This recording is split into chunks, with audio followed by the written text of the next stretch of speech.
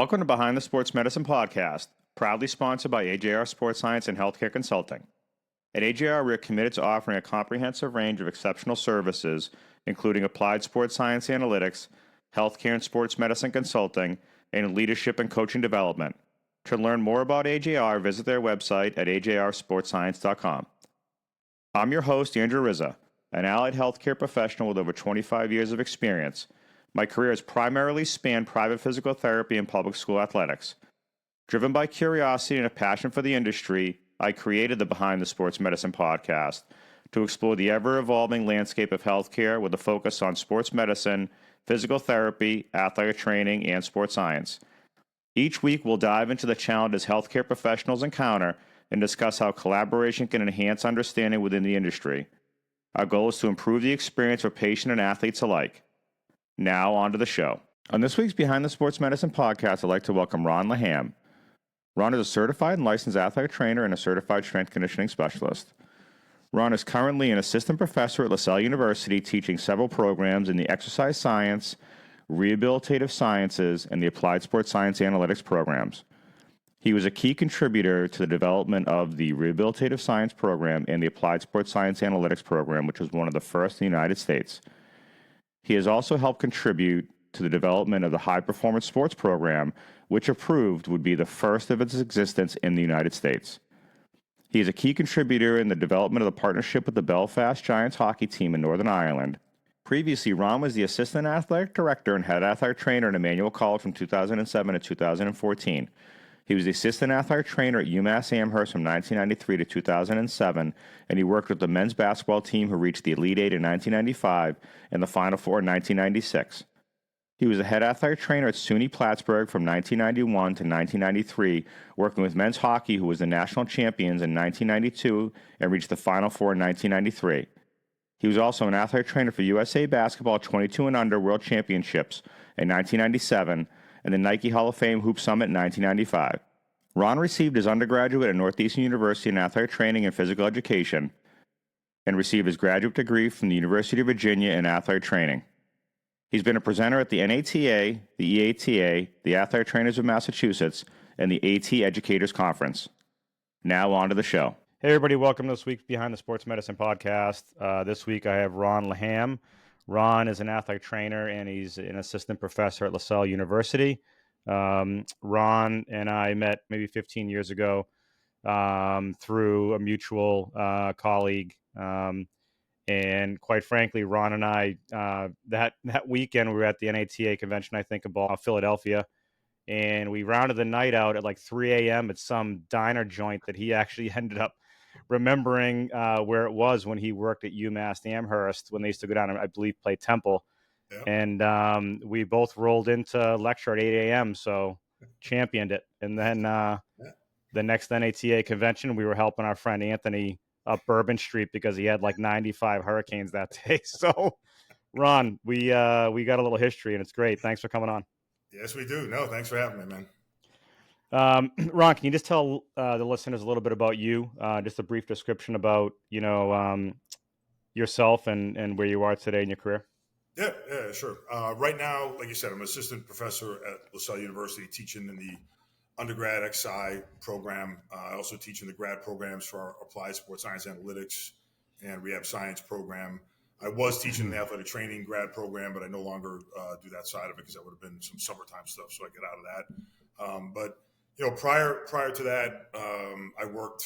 I just give a little history in terms of from the start. I did my undergrad at Northeastern University back in the day. I guess. Go Huskies. Yep. Graduated there. Worked for a year at MIT, and then went to grad school at the University of Virginia, and from there worked at a small Division III school in upstate New York, SUNY Plattsburgh, and went from there to UMass Amherst, where I worked with men's basketball for about 13, 14 years, and then came back out towards Boston. I grew up outside of Boston in Medford, so I came back out this way and worked at Emmanuel College. So I've been, Division I, high school. I did some high school stuff when I was at Virginia. I was a GA at high school, did Division III at Plattsburgh, Division III again at Emmanuel, where I kind of was assistant AD as well, so did a little administrative stuff there. And then for a short time, I actually worked in the Boston public school system and we can chat about that a little bit later if you want. But we tried to get a vocational program getting going for personal training / like pre-athletic training going into school. But unfortunately, that didn't work because the Boston Public School system is a bit of a shit show, or at least was back then. Yeah, right. They couldn't get it up and running. So I was there for a little under a year and left, and then I've been at LaSalle since as an adjunct, and then full time now. And I was an adjunct at LaSalle even when I was working at Emmanuel. And so we'll talk about that, how I got into education and all that kind of stuff. But yeah, that's pretty much my bag. And I train. I'm a strength conditioning certification. I have my FMS, all that kind of stuff. I train clients on the side, and for 10 years when I was out in UMass, I actually owned my own gym as well. Yeah. So, and a bar. Good stuff. I owned a bar too. That's. I wish I knew you when you owned the damn bar. It wasn't next to the gym, but I did own a bar. I thought the gym was in the bar. Hey, so did you work with Dolo at MIT when you got out of school? Yeah, well, that must have been. Must have been a great. Dolo wants to tell you, I brought Dolo to MIT. Oh, good. Okay. I was a year ahead of Dolo in undergrad. Okay. So when I started in undergrad at Northeastern, I was back at NU in the Coco Kasabian days when Coco. Right. Yeah, I was Chad. Chad was my guy. Yeah, Chad came in at the end of my time. So I got sent over to MIT when Paul Grace was the head athletic trainer at MIT. Okay. Yeah. So I was actually probably part of the reason why Northeastern got in some trouble because we were supposed to do different sites. Right. Not just me. No, I'm not taking the blame. But like I went to MIT and I never did any other sites. I never went anywhere else. I went to MIT and just stayed there. And you were supposed to do, different things, different stuff. Yeah, right. You're supposed to have a little diversity. Yeah, they got a slap on the wrist back in the day for being like, you're not sending people all kinds. So basically, once you got to MIT, like if Paul liked you, you stayed at MIT. Yeah. And I kind of brought Anthony over because he was a year behind me. So Anthony came over to MIT when we were both working as students there, and then when I worked there for a year. My plan actually, ironically, like with Paul, I had an intern position with the Philadelphia Eagles. So, that's when who was the head guy? Ortho Davis, I think was the head guy. Yeah. So Paul had hooked me up there because he was tight with Ortho. I had an internship with them, and then a full-time staff member left MIT. So Paul's like, "Would you want to take the job here?"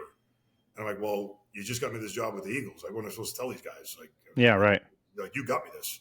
He's like, just call him and tell him you're staying here because you work full time. He's like, you're not getting paid for that. He goes, you're going to live in the freaking stadium. You're going to live in the old veteran stadium. You're not going to do anything. Yeah. So I called the guy. He's like, I don't know. He's like, no problem. He's like, you got a full time job. So yeah. So when the 1 year I worked full time, Anthony was also still there as a student at Northeastern. Yeah. That was. Were you his clinical instructor? I was something. I don't know what you want to call it. I interviewed Chad, and Chad's the same old Chad. Oh, really? Yeah, it doesn't surprise me. Yeah, it was pretty interesting talking to him. But we had some good laughs about going through that program, and it was talking to him. We were talking about how people perceive your age when you're younger, right? If you're looking at a peer or actually someone of authority above you. So Chad. I'm an undergrad, second year, meet Chad for the first time. And I'm like, shit, is he like fucking 50? Right. And Chad was like 30, 32, maybe. Like 32. Right. Yeah, exactly. And that's the same thing. Him and I were joking about it because when I started at Weston, my first year there was 98. And the first class that I had, 98. So the first class I had, I was at Emmanuel before then. I was at Emmanuel 96 to 98.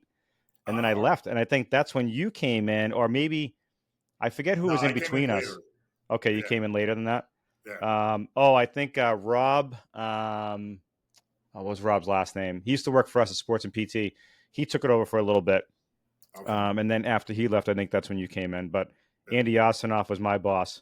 I just talked to Andy yesterday. Andy is a piece of work. How's he doing? Where was he down in Martinique? He's always.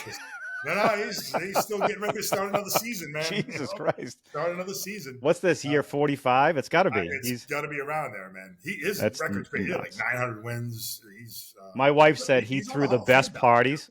What was that? He's on the Hall of Fame ballot. Is he really? Yeah. That's amazing. Yeah. Does he look the same, all tanned up? Oh, yeah.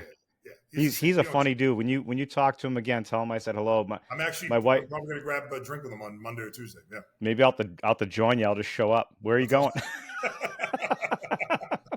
Let's go walking through the door. He's a member at Longwood. I think I'm meeting him at Longwood Country Club. They let him in. Believe that. Oh my God. Well, I remember my wife and I were talking, and she's like, Andy threw the best parties. We remember going to his house. When he had his apartment in Brookline, I think it was, and went to some party. It was like till 1 or 2 in the morning. It was like outrageous. No, we had the best time. He's a great he went to our wedding. I have a picture of him at my wedding wearing like an electric blue suit. That would be him. That doesn't shock me.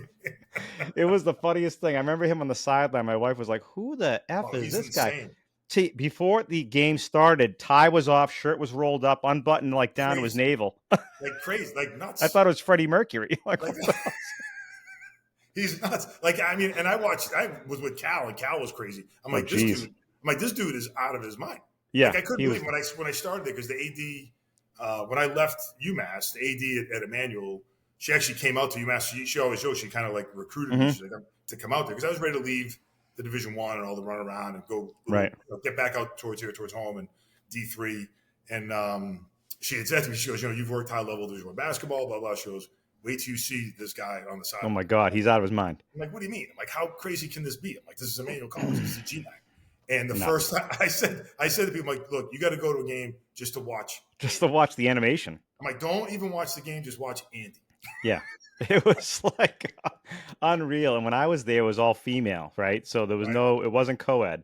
Yeah. And he was completely off his rocker. And I'm like, oh my God, this is like what exposure this was. If I can withstand him, he's as loyal as they come. Like, he loves Emmanuel. If I can withstand him as a coach, I can withstand anybody. That was the thing.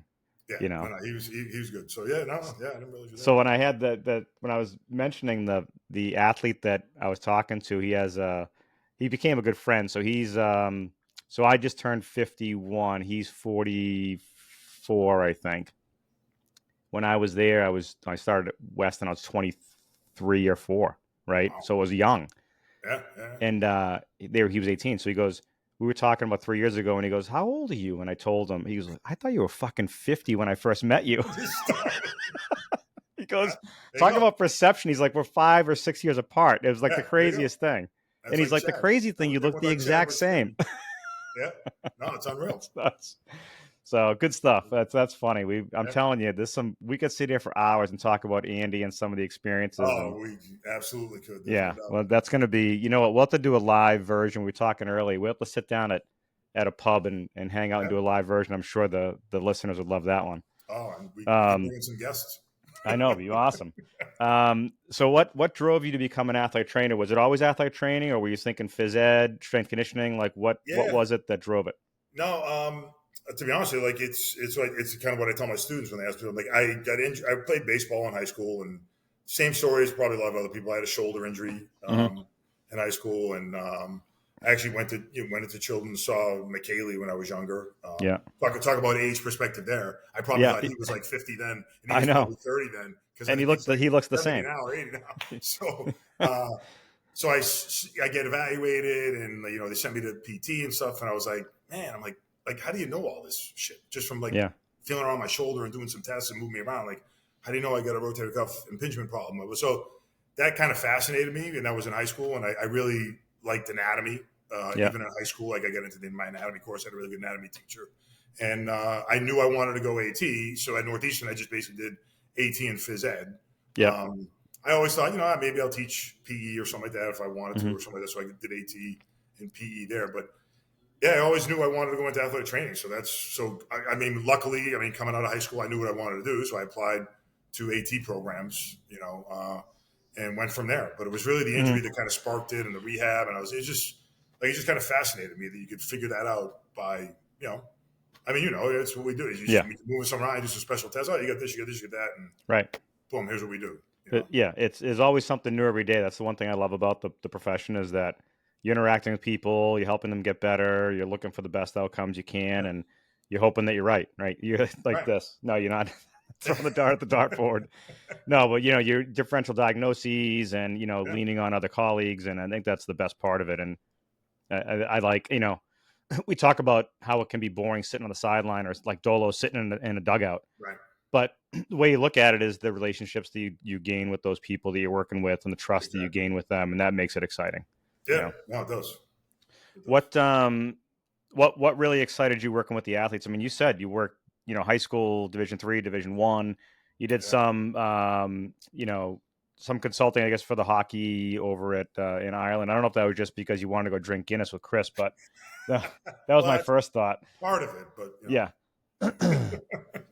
um, I mean, honestly, like the part, I mean, that excited me about it doing it was like part of what you said was like every day is something different. It's not the same every day. It's not a 9 to 5 thing, so to speak. It's you're in the athletic environment. The athletic environment itself is exciting. I don't care if it's high school, Division 3, Division 1, whatever it is. You when when you're competitive, and I've always been competitive. I still am competitive. If I play someone in cornhole, I want to win, so it doesn't matter. Right. I'm competitive. So you're in that environment.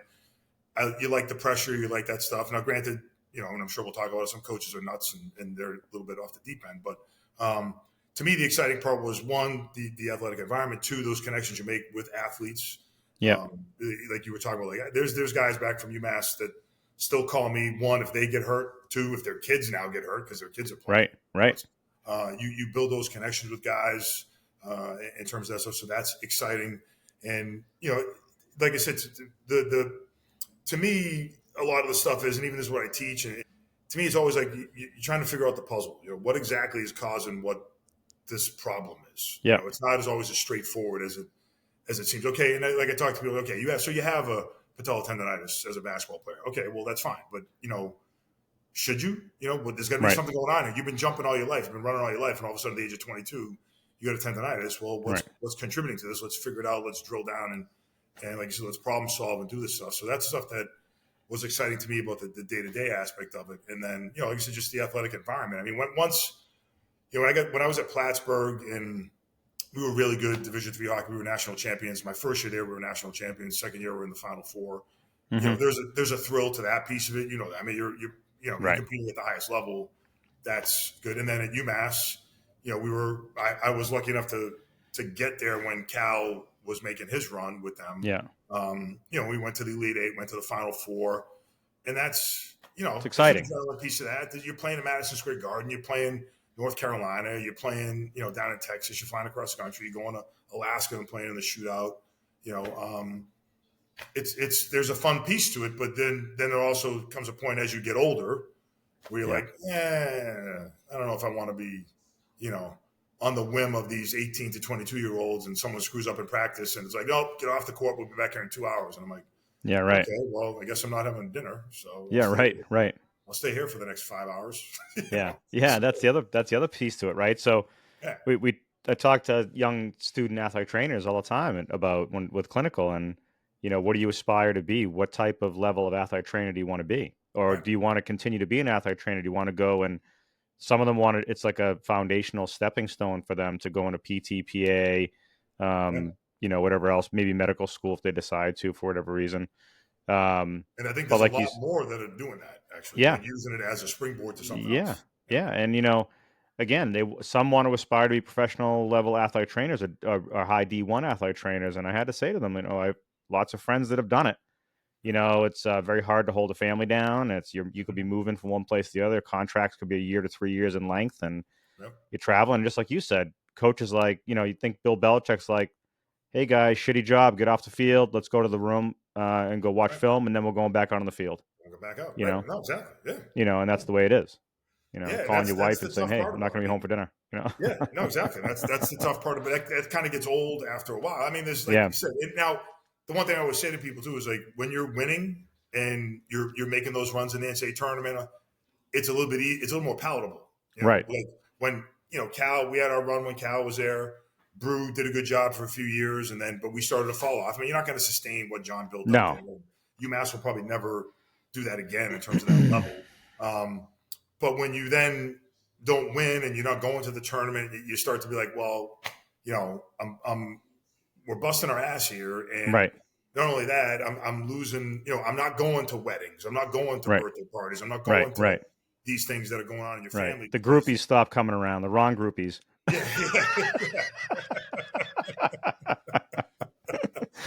But it's like, you're like, I mean, okay, so Thanksgiving, you're getting a day and a half off. And I'm Yeah, like, right. okay, Yeah, well, what's that? Yeah. what is this? And so but also, like I said, when you're, and I'm a firm believer in that, when you start to lose, injuries start to go up. They do increase. Yeah, we Yeah. see it all over the place. Injuries increase with losing. Yeah, So yeah, right. there's that factor too, where, you guys that don't want to play, oh, I'm sore, I'm this and that. So, Yeah. there comes a point, like you said, I look at these students that want to go work Division 1, and we've had a lot Hmm. of kids that go work, like, oh, I want to do football, I want to do football. They go do preseason football. They're like, I Right. don't want to do football. That Yeah. sucks. I'm like, I told you Yeah. it sucks. Not Like, like our boy Tyler Lawback. Tyler was all in. oh, Tyler, my guy, man. T Lawback. I was talking Yeah, to him. We were texting back and forth because he's a Weston kid. yeah, So we're supposed to go off for a ride. Him and I ride a Harley too. So him and I will go off for a ride pretty soon. He's been he's doing great. well. He's crushing it, doing his, the job he's doing now. He loves it. No, he's a great dude. He's doing Tyler's a well. great dude. So, He was a hell of a um, football player, man. oh yeah, he was a big dude, man. Oh, When he worked Weston Fire, I would call for like transport. He would show up with one of the other guys that went to Weston. They were like, you know how big Tyler is? He's like oh, he's huge. 6'4", 6'3", Yeah, 280. yeah. He come in, kids would just look at him like, holy shit. And he would like can pick someone up with like by their belt and just lift them up and like put them on the gurney. But a gentle giant though. No, you Like just took the word I was going to say. He's a gentle giant, you man. look He at him is. and he's like the Yeah, nicest kid. He's he awesome is. kid. He's a guy. I mean, he's a good dude. So Yeah, he's a great dude. Great dude. Yeah. hey, did you ever do you think your career would have been different if you took that Philadelphia, internship? Do you think you would have landed in professional sports and stayed there? What do you think? I don't know. I mean, I'm sure. I'm sure something would have been different Yeah. anyway, because I wouldn't. I mean, I ended up going to grad school after that in terms of that stuff, which who knows if that would have happened or not. I probably would have Right. eventually, but yeah, I never aspired to go into pro football or pro sports or something like that. But that was kind of one of those things where, like, when I was at MIT, Paul was like, Paul, he was a great mentor for me. Hmm. He was like, "Well, here's what you're going to do." And I'm like, "Okay, I'm going to do it." I'm a 20-year-old kid, 21. I'm like, "I'll listen to you. I'll go work for the Eagles. It'll be a great experience with that Right. stuff." I don't know if I would have went that direction or not, Riz. Honestly, I don't know. I mean, it's tough to say, but it probably would have influenced what I've done. I'm sure I may have gone more in the football direction or something like that. Because Yeah. most of the Division 1 head guys are football guys in terms of that stuff. But it probably would have influenced it somehow. I'm sure. Yeah. Yeah. Tough to say. I mean, I think the same thing where I probably could have had an opportunity to do that. And, I did some indoor lacrosse with, Yeah, the MIL. I think it was after Anthony was there right. for a little bit. And then, you know, had some friends that were, kind of going through that. But I just didn't, for me, I was like, the lifestyle doesn't, jive. Cool. You get, Yeah, swag, right. you get to travel, like, but that kind of gets a little long in the tooth, I'm sure, Right. No, like I said, it's cool, and I think a lot of times when you start in the profession, you aspire to be at that pro level. Like, okay, that's the elite of the elite. Let me go there and do Right. that kind of stuff. Right. Um, which that's not necessarily the case either. That they're the elite of the elite. It doesn't matter. Yeah. Right. Everyone's a certified athletic trainer. Everyone knows what the hell they're doing. Yeah. You're Um, still treating the same way. yeah, you're doing the same stuff. So it's like you think about that, but then because there was other situations too, like when John left and he went to the Nets.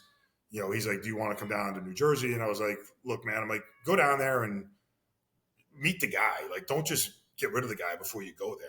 You know what I Right. mean?" And he went down there, and I got a call from another guy that he went down there with. He's like, "No, we're going to keep the AT." And I'm like, "Good." I'm like, "That's fine." I'm like, Yeah. Yeah.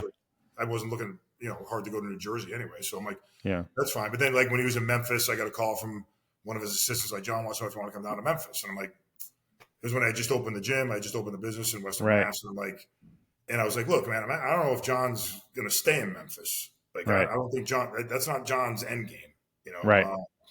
So I was like, "Nah," I'm like, "I'm not going to come down to Memphis." I'm like, I opened up the gym. I'm not going to do it. But you look back, say, okay, if I ended up going to Memphis, I probably ended up going to Kentucky. And Yeah. Right. Yeah. um, but I don't know. It's like I said, I got tired of that lifestyle anyway. So I don't know if I would have wanted to Right. do it anyway. Yeah. Yeah. No, understood. What were some of the challenges that you faced, practicing as an athletic trainer, whether that be, coaching challenges or, if you were working, with the collegiate athletes, you're not really dealing with parents much, but How did that? No, What were some of those things you dealt with? I could tell you some stories about parents at UMass. It was nuts. I mean, Well, that's that part of the state. It's all fucked up, anyways. it's basketball. That's fucked up. Oh, that is. They grow good. They grow all the tobacco leaves out there for cigars because one of the guys used to work with me's in-laws own a farm, and they used to put him to work every summer just chopping down tobacco leaves and hanging them in a barn. So the Pioneer Valley. Western Mass, man. Yep, it's like a Yeah, bubble out there, man. I know. Yeah, I mean, the coaches obviously is one of the things. I mean, I started up at Plattsburgh. I was probably 25 years old. And the hockey coach up there was very intense. He's a Somerville guy. Funny story there is I went up there to interview for the job. And I'll just tell you this quickly. It's actually kind of funny. I go up there to interview for the job, and I don't know anything about Plattsburgh. I don't know shit. Yeah. I just know it's like 30 minutes from freaking Canada. That's all I know. Yeah, it's cold as shit. I go up there and interview for the job, and I'm interviewing, and the hockey coach, because hockey's their main sport, and he's looking at my resume. He's like Ronnie Laham. I'm like, yeah. He's like, is your dad's name Ron Laham? I'm like, yeah. He's like, does he own the Exxon station on like Alewife Brook Parkway? I'm like, yeah. He's like, do you know Darren that works for him that pumps gas? I'm like, yeah. I'm like, Darren Emery? He's like, yeah. He goes, that's my brother. I'm like, get the That's awesome. like, get out of here. Talk about a small world. He's like, Darren's my brother. So he's like hired. Bob Emery. But that's pretty much like, you're hired. I'm like, but he was super intense. So I get the job up there. I'm 25. Bobby was, I don't know, probably that point in his 30s. He was a hell of a hockey coach. But he's super intense, So, and I'm the only person there. I'm the head, and that's it. There's no assistants. Yeah. I just have students, And we had two different facilities, one for basketball, one for hockey. So I got students covering, basketball practices and shit like that. Now shit we used to do back in the day. Oh, yeah, it's always. I got stuck when I was at Harvard. Ask Anthony. Emo's like, go cover rugby. I'm like, rugby? Yeah. Go cover rugby. It's over on, Memorial Boulevard. It's over on Memorial Drive. Yeah. Make sure that when they get a concussion, they don't go to the keg. Yeah, and then call me if there's any problems. Yeah, exactly. That's how we learned, though, back in the day. No, you were thrown into it, right or wrong. You were thrown into it. But one of the biggest challenges, obviously, is I always tell my students, it's like the biggest thing I think people need to do is you got to stand your ground, man. I'm like, you can't show any sign of wavering. I'm like, and it's just it's just the way coaches are. Like you give them any opening, and they'll be like, oh, well, so you're saying Briz might be able to do something. Like, no. He's out. Right. He's out. Not like, or if I'll tell coach, I'll say, look, here's the deal. He can go out skate for 15 minutes. Let's see how he is. Blah, blah. If he's okay, we'll do a bit more. But I'm like, so obviously coaches, like I went from the guy at Plattsburgh who was pretty intense, and we would get into it on the bench sometimes and scream at each other. And then when it's over, it's over. You have to have thick skin. You got to be able to just take it and walk away and be like, okay, we're good. We're going on afterwards. We're going to have a beer. And then I go from that to Cal, who was freaking crazy when he was at UMass. And I'm sure he'll admit that, and probably has admitted on any shows he's been on. Right. So just dealing with that kind of stuff. And the biggest thing for me going to UMass was, like, I didn't know anything about college basketball. I couldn't stand college basketball. I grew up watching the Celtics, NBA, that kind of stuff. Right. I could have cared less about college basketball. And I take the job. I leave Plattsburgh. I take the job. And what I found out quickly was, even then, it's even worse now, or what you want to say worse or whatever, it's a business. Right. It's a business. Like at Division III, it's not a business. Right. At Division I, it was a business. Right. And I found that out very quickly. First year I'm there, we're playing in the preseason NIT. Marcus Camby gets hurt in the semifinal game, I think against either Carolina or Kansas. And I'm some 27-year-old. Who the hell is this guy? Cal's like, hey, he came from like Fitchburg State. I'm like, well, it's Plattsburgh, a little different, but I'm like, yeah, he's not a basketball guy. So like, so you're thrown into this, and we're like, okay, well, I'll get an MRI when we get home. We're in New York City. We'll MRI. No, we get an MRI now. I'm like, what do you mean? Like, our doc would rather have the MRI at home and get it done there. Well, we're going to be home tomorrow. And I found out, no, because if he's out and he misses games, and we don't go to the tournament, we lose revenue. I'm like, whoa. I'm like, okay, hold on. Yeah. This is now a business. I'm like, I understand it's what's best for the kid too. Right. But right. it's a business. Like waiting 24 hours to 40 hours for the MRI isn't really going to change anything because the Right. dude's on crutches. He can't play anyway, so it ain't going to Right. happen. Right. But I'm like, okay, well, there's a business aspect to this. Right. And I'm like, all right, now I get it. I'm like, that's a little bit different than Plattsburgh State, where it wasn't, you're not making any money even if you go to the tournament. It doesn't matter. Right. Right.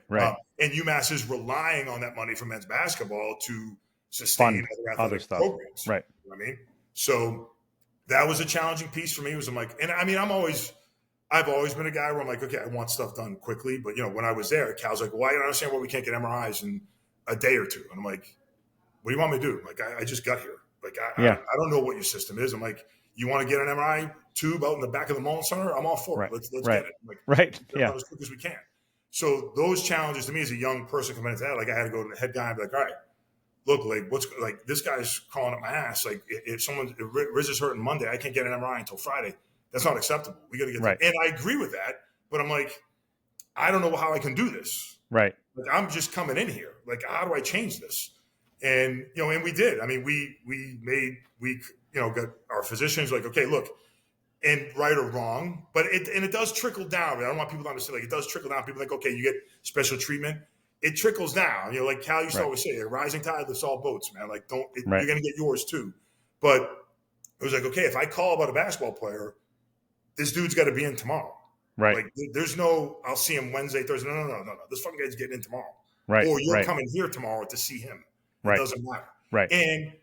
But that did trickle down to other sports too. You know what I mean? Maybe not a day or 24 hours, but 48 hours, everything was done quicker. There. Right. And I'm not taking credit for it. I'm just saying it was just. That's the way they did it. When you have the basketball piece where we were at that high level, like, okay, and those were some of the initial challenges I had was I'm like, okay, you got to move to the system. I got this coach crawling up my ass, justifiably, sometimes not, But the one thing I always said to the coaches was like, look, man, I'm like, there's a difference between asking me a question and questioning what I do. Right. Don't question what I do,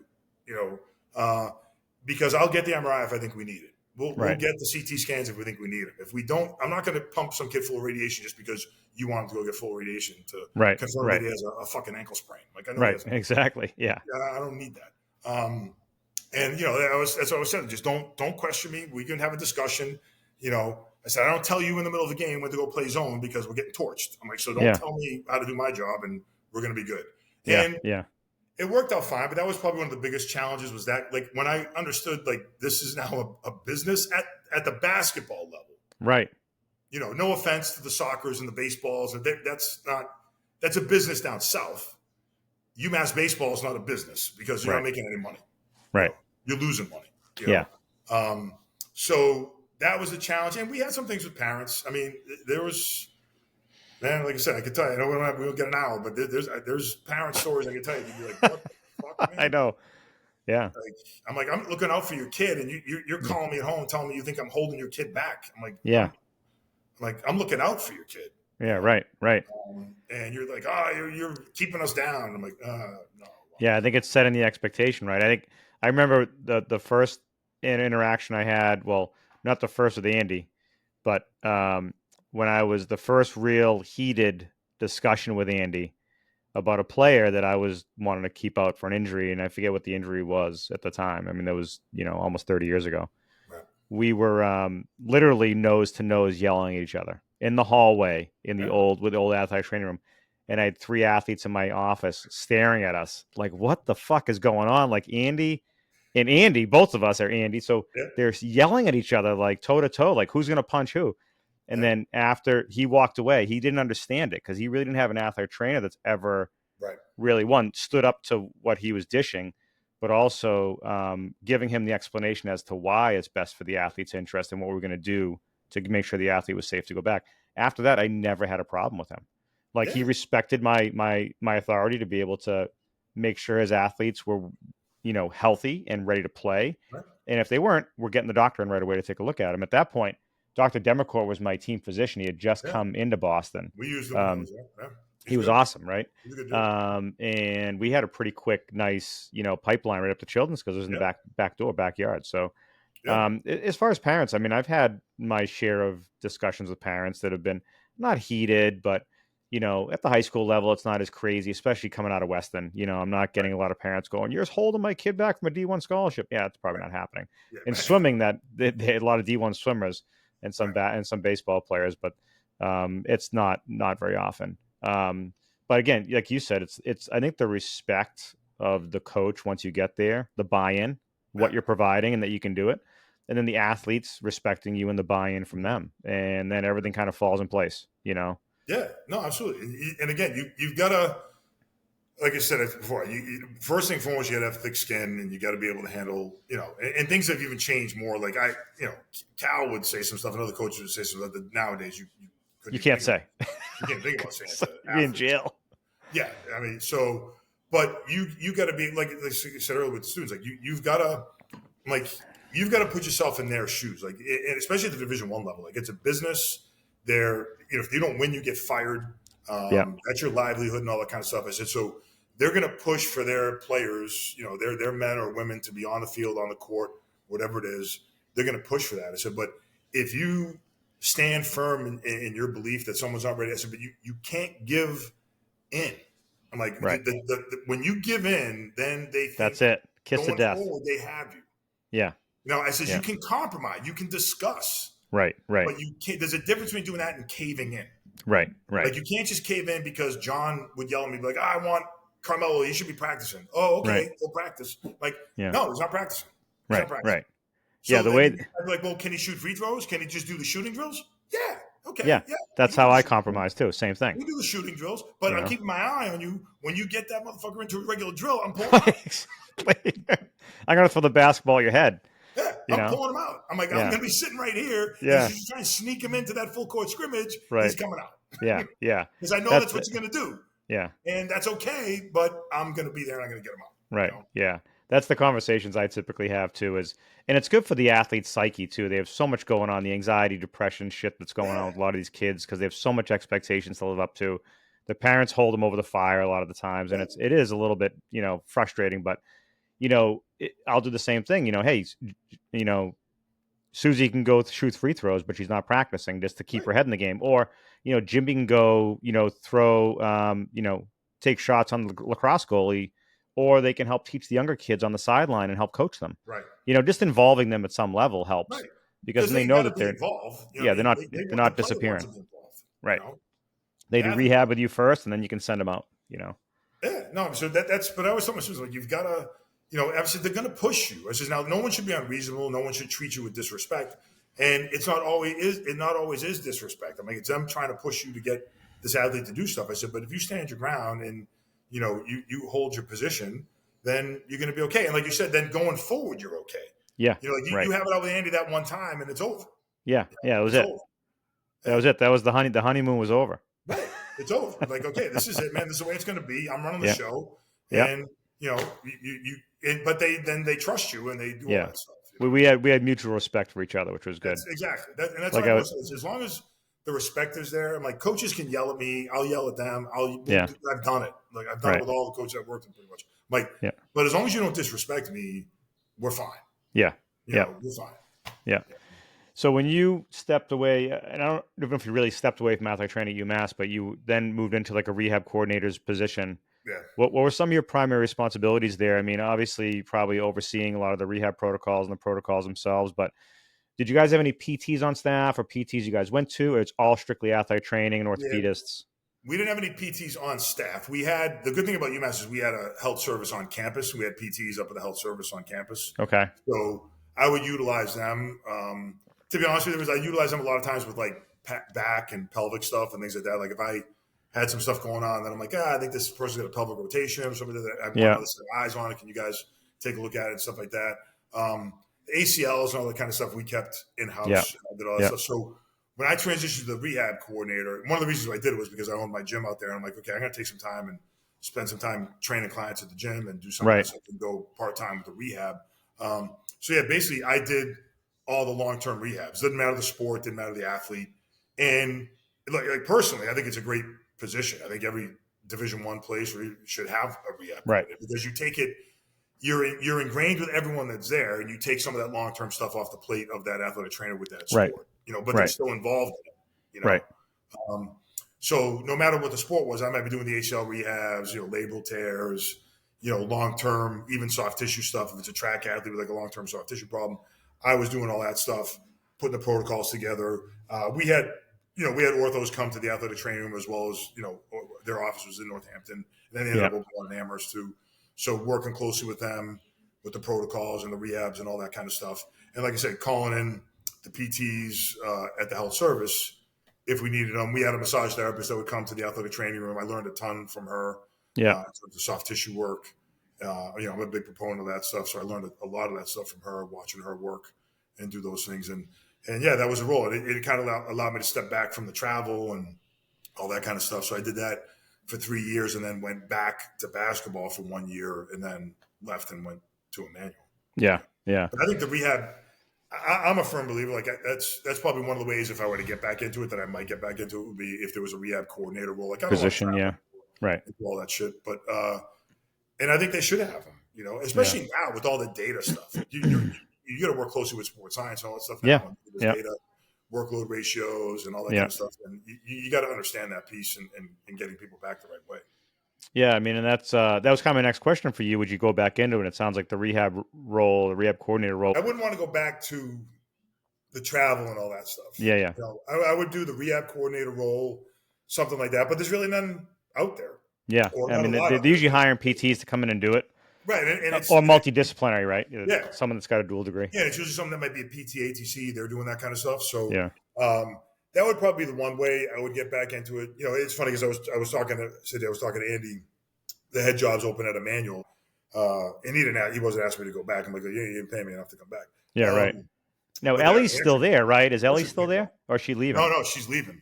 Oh, she is, because I just saw that that was like her anniversary of being there for 20 years or whatever. Yeah, it is. she's leaving, so the head job's open, and they're paying pretty well. Yeah, but I would go back to a D1 like rehab stuff. Yeah. Like that. I wouldn't want to go back to the day to day. Yeah. Like you said earlier, like the sitting on the sidelines and stuff like that. Like it's you have to do it. You got to be there. Yeah. But to me, I'd rather use my time rehabbing people and working with people in the room and doing that kind of stuff. Right.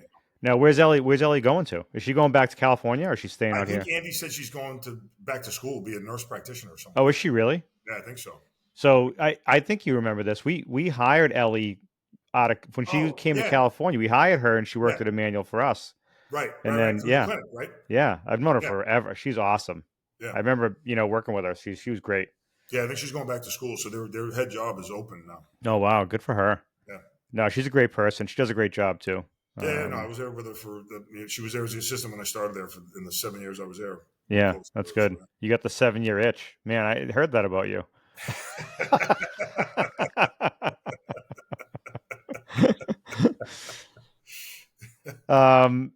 So tell us everybody a little bit about your transition into education. I know you were an adjunct while you were at Emmanuel. Yep. And then, now you're an assistant, professor there. Can you give us a little bit of, detail about how that transitioned?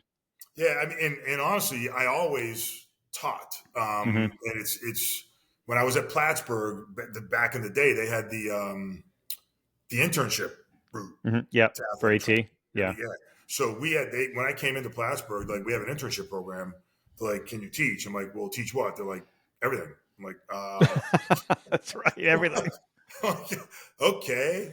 So I'm teaching like modalities. I'm teaching everything. Basically, taught everything. So I taught even when I was at Plattsburgh. And then when I was at UMass, we all team taught a course, like 4-week chunks, 5-week chunks. So I taught even when I was at UMass. We taught like a camp prevention course. That for the exercise science program. So I taught there, and then when I came out here, one of our former grad assistants when I was at UMass was working out here. I don't know. Do you know Nikki Ribko? Who's that trainer at Harvard? Yeah, I know Nikki. Yep. So Nikki was teaching for Chris at LaSalle. Right, so, I remember that because when I had doing my clinicals, we'd go in and Nikki was in there as part of the so educational Nikki was teaching piece. For Chris. So Chris was looking for someone, and Nikki's like, "Look, there's this guy that I worked with at UMass when I was a GA, just moved back in the area. Shows he has teaching experience. I think he'd be good to teach here at LaSalle for you." So I reached out to Chris, or Chris reached out to me, one or the other, and she was having one of her kids at that point. I guess it was a point at LaSalle where she was like on, basically pregnant for like 2 years straight. Yeah, So she was, exactly. so she was out having that. So I think I talked to her in the fall. She might have had a kid in the spring. So anyway, whatever it was, we reconnect again. She's like, later on, I said, well, I do have an opening to teach. And I think it was like care and prevention, which is what I had taught out at UMass. Yeah. So I started there as an adjunct so I started at Emmanuel 2007. I probably started at LaSalle in 2008, 2009, somewhere there as an adjunct. Right. And I just kept, Chris will I think, well, you had a podcast with Chris already, right? Yeah. So Chris was funny. I mean, we were chatting about it, how she was talking about having one of her kids, and her doctor leaned over in the delivery room after she's, cut open with a C-section, leans over the curtain, goes, "What do you do again?" And she starts talking to him, like, because she's asking questions back and forth, and her husband's looking at him like, "What the fuck is going on here?" Like, so yeah, we were talking about that, and we know that you guys are a match made in heaven, you and Chris. So yeah, she probably didn't tell you the story. Like, she had met me prior to me teaching LaSalle, and I didn't know. I'll tell you. I think she did mention that. Yeah. So I started as an adjunct there and pick up more and more classes, and it just kind of snowballed from there. But like she laughs, like I would just go in there and teach my classes and leave. Like I didn't talk to anybody. I just taught my class, get out, go to manual. And then the funny part about it was one time she told me years later after we got to know each other, and her and I are pretty tight. Like we go to the conference together and all stuff. So she's like, finally, after knowing her for maybe a couple of years, she was like, I got to confess something. I'm like, what? She's like, when you walked in my office that day, she's like, I knew who you were. I'm like, yeah. Like, what are you talking about? I'm like, I don't know you. She goes, I was in your kitchen. I'm like, what? I'm like, what do you mean you were in my kitchen? I'm like, what are you talking about? She goes, when you go to UMass, she goes, you lived at a place. She's described. I'm like, yeah. And she's like, yeah, you had a party, the GAs, you had a keg, blah, blah. She knew two of our GAs that were from Springfield College. Yeah. We're now going to grad school at UMass. So she was friendly with them. So like, oh, we're going to this party. Or one of the assistants, like, he always has us over there, and we have a keg and we hang out, blah, blah. And she's like, when you walked in my office, she was like, holy shit. She goes, this is it's like deja vu. We're the red Solo cups. She's like, holy shit. She's like, I knew you weren't going to remember me. She goes, yeah. I'm like, nah, I don't remember you. Well, that happened with us. Like, her and I were talking one day. This has got to be, I've known Chris for 20 years anyway, right? Mm-hmm. We were talking about I think we might have been out to dinner, maybe with you, or we were doing something else, probably clinically. And she goes, I know you. And I'm like, what are you talking about? Of course I know you. She's like, no, I know when I was doing an internship at Hardy Physical Therapy in Northborough, you were there in like 94 or 93. And I go, yeah. She's like, I didn't like you back then. You were an ass. She goes, you were a pompous ass. I go, what are you talking about? She's like, I didn't like you. She's like, I like you now, but I didn't like you then. It's like, I don't remember you. No, maybe that's why. I wouldn't have known you were in my kitchen. Yeah, like, that's awesome. She goes, I knew who you were as soon as you walked in the office. So I just started teaching. Like, she would have more classes, and I ended up almost like teaching a full-time loader. I would teach like 3 classes as an adjunct and still working full-time at Emmanuel. And the Emmanuel gig, you were there. Like, I don't know what it was like when you were there, but I didn't have to go in until the afternoon because that's when I had to go in. Yeah. So my mornings were free, so I would teach in the morning, go in and do all the Emmanuel stuff in the afternoon. So I just started picking up more and more classes. I would teach, then I taught personal training, then I taught strength and conditioning. And then I left Emmanuel and went to work in the Boston public school system, like I said, at Madison Park. We would try to get this vocational thing going. Right. And really just couldn't get it off the ground because they just couldn't get their shit together. It's too bad. Because I think it would have been good. And so I left there, and I still was even adjunct when I was teaching at Madison Park. I would teach a night class for Chris at LaSalle. And when I left Madison Park, Chris went to the provost, who I had a good relationship with. She goes, look, I want to make him a visiting. And Jim Oshaw was the name. He's like, well, I'll create the position as long as Ron's, if he's going to take it. Yeah. And Chris was like, yeah, he's going to take it. So I did a year there as a visiting, and then they had a full-time open up in the exercise science and / athletic training. So I took that, and in the full-time, it's probably been maybe close to 10 years now. 8 years, maybe full-time teaching there. Yeah. So I kind of I always taught, but it kind of then transitioned to the full-time. Right. Which is good. which I enjoy. I like it. Well, I have to say, I had you as a professor, which we never thought would ever happen Right? True. when I went through my True. applied sports science masters, right? Right. Right. It was Right. good. I learned some stuff from you. FMS stuff was fantastic. I use it with some of my athletes now that are all jammed up. So it's good. I learned some stuff, which was good.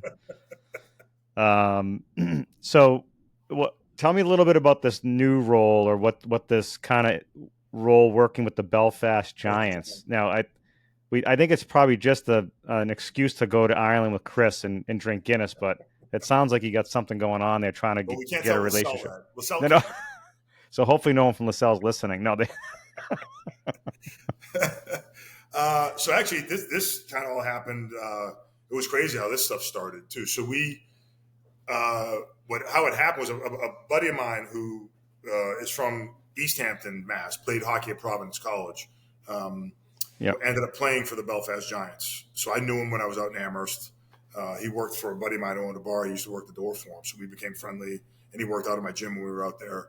So I was actually about to go over to Belfast because I don't know if you remember UMass basketball. But do you remember Derek Kellogg? Yeah. Who played for UMass? He was coaching LIU at the time. Okay. And they were about to play in a basketball tournament over in Belfast. So I reached out to my friend. His name's Jeff Mason. I'm like, Mason, I think I might come over and watch the basketball tournament. And he's like, why don't you come over for the hockey tournament? I'm like, what hockey tournament? I'm like, I don't even have a hockey tournament. He's like, we have a hockey tournament called the Friendship Four. He's like, it's 4 U.S. college teams that come over here and play every year at Thanksgiving. Yeah. So, and it's funny, Chris could tell you this. I was meeting Chris out that night, and this conversation with my buddy took place like via Twitter. We were direct messaging on Twitter or something. Like that. So he's like, you should come over and check out the Friendship Four. He's like, and we can probably develop something there, blah, blah, blah. So I'm meeting Chris at the Oak Room that night in Boston. And we're sitting down. It was like an end of every semester, we'd do like an end of the semester dinner and drinks, whatever, something like that. So I'm like, so we're talking, and she's like, what's going on? I'm like, you think there's any chance that we could like go over to Belfast for a hockey tournament? And she's like, what are you talking about? And I'm like, well, my buddy played over there, and now he's coaching over there. I'm like, and they run this Friendship 4 hockey tournament. And she's like, are you serious? I'm like, yeah. She goes, well, LaSalle's been trying to develop like these international partnerships or whatever, some of that. So I'm like, well, let's go. I'm like, we can go over there. This was like 2019. I'm like, we can go and kind of do. I'm like, so we'll go over there, check it out, do like a little recon, and see what this tournament's all about, and see if it's worth bringing students over there and all that kind of stuff. So, see if the Guinness is really like they say it is over in Ireland. I mean, that was the main thing. I mean, we got to see if it's as good as they say. I had it in Dublin, but I hadn't had it in Belfast. I've never been to Ireland, so I might have to go with you guys the next time you go. Come, man. I know, I've never been. We'll find a way to get you on this trip. You got to come over. Just let me know when. So we go over there, and they have it's 4 U.S. teams, it's 4 college teams, 4 Division I college teams from here, and the games count. Like it counts. It's usually was Hockey East. They play one game against each other. Didn't BC just play in it? Did BC and Notre Dame play in it, or was that something different? BC hasn't played in it. BC, there's the issue with the Northern Ireland thing. BC. Oh, okay. BC won't go and play in it. Come on, BC. I think Harvard's going this year. Okay. But BC hasn't gone over. Okay. Because there's a whole thing with BC about the troubles in Northern Ireland and some documents or something like that. So I think BC won't go. There's some backstory to it. So we go over there in 2019, just Chris and I, my buddies there, and we connect with these guys from Belfast, and we're like, damn, this is like a great tournament. Like I mean, Ireland's great anyway. Like I had been to Dublin because my buddy got married outside of Dublin. I had been down there years and years ago. So we were up in Northern Ireland. Obviously, it's the UK. It's not Ireland technically. Right. So, but it was great. I mean, Belfast is a great city. Like people are like, oh, you want to Belfast? That's like the Troubles. It's a war. I'm like, that ended like in 1996. Yeah. There's still some undercurrents there of it's not, they still get the peace walls and all that kind of stuff, which was the wild stuff that we saw when we went over there. I was like, shit, you guys aren't kidding around. But so it ended up, and the next year we brought, so what I do is now I run a class every fall. So we run a class, and part of the class is we go over there for this Friendship 4 hockey tournament. And we help them with the tournament however they need, but we do a bunch of cultural stuff. We do what's called a black taxi tour in the city. We learn about the Troubles. They make the teams that go over there do some stuff with school children in Belfast, so we get involved in that stuff. They usually run a conference around the hockey tournament, so either we've spoken at it a few times or we have our students go to it. There you go. I can come over and speak. There you go. All right, you get on that shit tonight after we're off this call. So it's just kind of so then COVID hit. We took students over in 19. COVID hits for like 2 years. We didn't go. We didn't go 2021. We went in 22. We brought students back over. Then in 23, they didn't do the tournament, but they're doing it again this year, and they're going to start doing it every year. So we're going back over this year with 15 students. So we've developed this partnership with the Giants. One, bringing students over to take part in the Friendship Four and learn about all that stuff to do some of these things. And two, we're trying to send. They want us to, and we want to as well. Work out sending interns over there. Yeah. Like the UK. Obviously, I mean, the UK and Australia were big in sports science, ahead of us. So they're trying to incorporate some of that stuff with, I think Stat Sports is a company in Northern Ireland. Right. Some sport science stuff with them over there. So they want us to send interns to them. We want to send interns to them, but we want to try and work it out. So we have we have an agreement with Ulster University over there as well, where our students could go there and take courses and do that stuff. So we're trying to really. There's a lot to the partnership that it's grown quite a bit from basically me direct messaging my buddy on Twitter to all of a sudden now, like, okay, we're doing stuff over there. Like Chris has other stuff going on over there, and I've talked about that, like the university learning stuff. Yeah.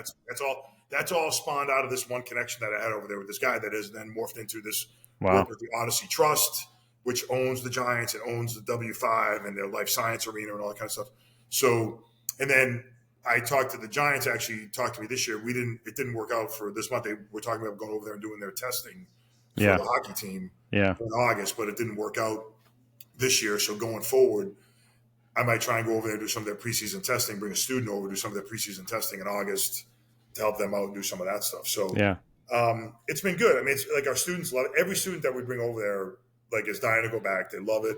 The people over there are great. The city is great. The Giants in this Odyssey Trust group treat us like spectacularly. Anything that's involved, we'll go over there. There's like events with like the Lord Mayor. They're like, okay, all your students are coming. There's events with these politics. All your students are coming. They put them in a VIP box and watch the games, and the students might help with stats or do whatever they need them to do. But it's really a cultural piece around that we build in. It's over Thanksgiving, so we go over there like the Saturday before Thanksgiving, and we come back the Monday after Thanksgiving. So we spend Thanksgiving over there, which for them there is no Thanksgiving. They don't they don't know what it is. But we've built a solid partnership with these guys, and we're going to try and keep growing it and doing more and more stuff. Yeah, that's a great thing. It's great that you guys are doing that and working those partnerships, because Chris is really passionate about it when I was talking to her about how they're trying to develop these things. And it's great to hear that you guys are doing that stuff. But hey, we could always just do a podcast in Ireland. Hey, that one you can do from a pub. We could definitely do it over there. That one we could do from a pub. That'd be amazing. We'd have to go on. For me to go on Thanksgiving, it's tough because I can't leave because of football. So I'm all jammed up. But we could go in August. I can go in August with you. We could figure it out. There's actually we might be going over there in January. They do a women's tournament in January too. Okay, January I might be able to work out. Okay. We should figure it out. Talk to Chris. Talk to Chris. We could do live podcasts. It'd be great. And the guys over there would do it. My buddy Mace, he'd be all about it. That'd be awesome. That'd be a great thing. Like you said, it's not. Like I explained to people over here, I'm like, it's their professional hockey team. Like, it's their equivalent of like the Bruins. I'm like, it's not at that level by any means. It's just the UK league. I'm like, but you have these students that have the ability to work closely with the GM of their professional hockey team, and their sports information people and their marketing people and all that kind of stuff. The crazy part about it over there is like the athletic training setup isn't great. It's wild, man. Yeah, it's wild. But it's not reciprocal with here, so we can't go over there and do stuff.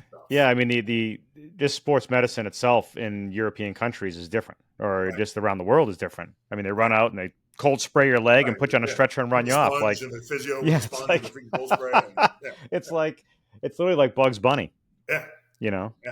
So that's the tough part for us is like, I'm like, I would love to send you an athletic training student, but we can't because you don't have ATs. Yeah, you can't. You can't practice. ATs in the Republic.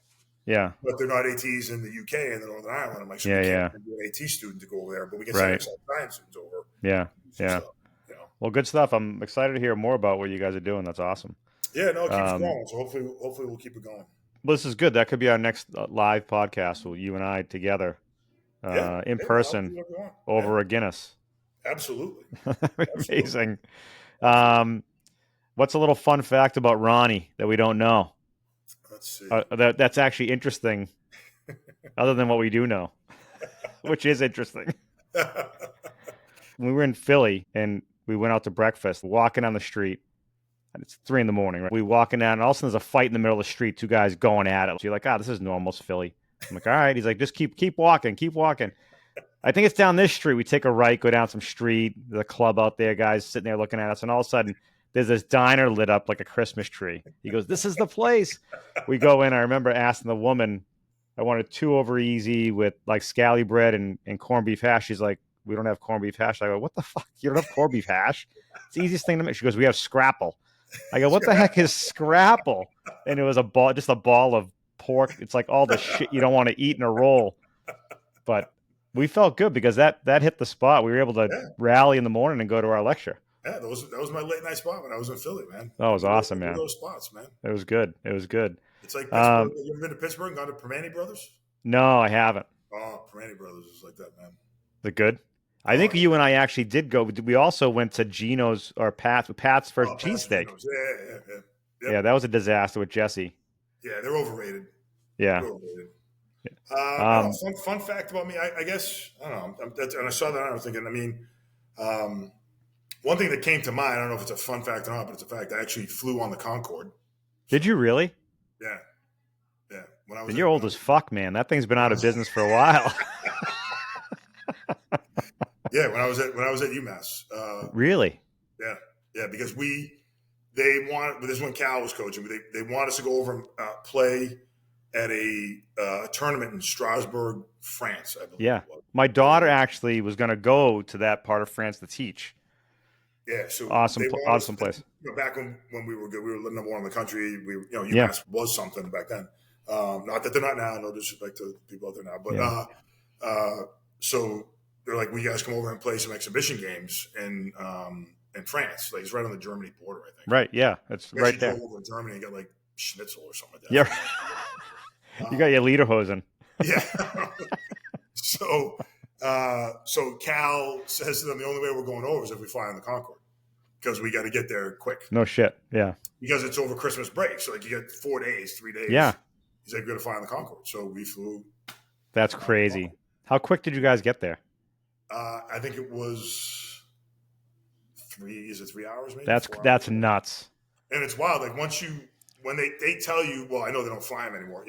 They would tell you when you were gonna break the sound. Hypersonic, yeah. And you feel like this, like boom, and you're like that. You feel a little like jolt, but then you're cruising and you're eating shrimp cocktail and crab cakes. And like that. That's awesome. The basketball guys didn't give a shit about the shrimp cocktail and crab cakes. You were eating it all. I'm eating it all. It was like we were in New Orleans and we were. These dudes that weren't even getting off the bus, like, it's just like a piece of metal. I'm like, it's a fucking Eiffel Tower. Yeah, it was like we were in New Orleans eating those charbroiled oysters. Yeah. It's good stuff. So that's probably one. And the other one is I met President Clinton. He was at one of our games. Nice. He was at our game. We were down, and he came in the locker room after we played GW. Yeah, that's good. My daughter's starting her second year of grad school at GW. Oh, really? Yeah, she's down there right now. Yeah, it's nice. I think it's a beautiful area. She loves it down there. Yeah, she's living in DC. I would look forward to that trip every year. It's a great area to walk around. We'd walk around down there, hang out. It's food's great, place is great. Yeah, it's a good time. Yeah, it's good stuff. If you're into funny, do you ever listen to Smart List, the podcast? No. With Will Arnett, Sean Hayes, and Bateman. Yeah. They had the 3 presidents on. They had Obama, Clinton, and Biden. And it was like Comedy Central. Oh, really? Yes. Obama's cracking jokes. Oh, Clinton was laughing his Arkansas drawl. Yeah, it was pretty funny. No, he was cool. He came in the locker room, talked to us after the game and all that kind of shit. I think that was the year. Might have been the year we were on the way to the Final Four. Yeah, that's awesome. But it was good stuff. Well, hey, brother, I appreciate it. Yeah, thank you. If there's any sponsors listening out there, you can get a hold of me. My email, ajrsportscience@gmail.com. Go, man. Let's get some sponsors, man. We need some sponsors. We need to keep this thing rolling. So I appreciate it again. And next one, we're going to do it in person, man. Absolutely. Thanks, buddy. We'll tell some stories. All right, man. Peace. Take care, Riz. Bye. Thank you for tuning in to the Behind the Sports Medicine podcast, proudly sponsored by AJR Sports Science and Healthcare Consulting. At AJR, we are committed to offering a comprehensive range of exceptional services, including applied sports science analytics, healthcare and sports medicine consulting, and leadership and coaching development. To learn more about AJR, visit their website at ajrsportscience.com. This is your host, Andrew Rizza. If you enjoyed today's episode, give us a like, comment, and share it on social media. Access all of our episodes on platforms such as Apple, Spotify, or your preferred podcast app. Stay updated by following us on Instagram at Behind Sports Med Podcast, on X at AJR Sports Sci, or visiting our website at ajrsportscience.podbean.com. Don't forget to subscribe to our YouTube channel at AJR Sports Science for upcoming content. Thank you for tuning in, and stay tuned for our next episode.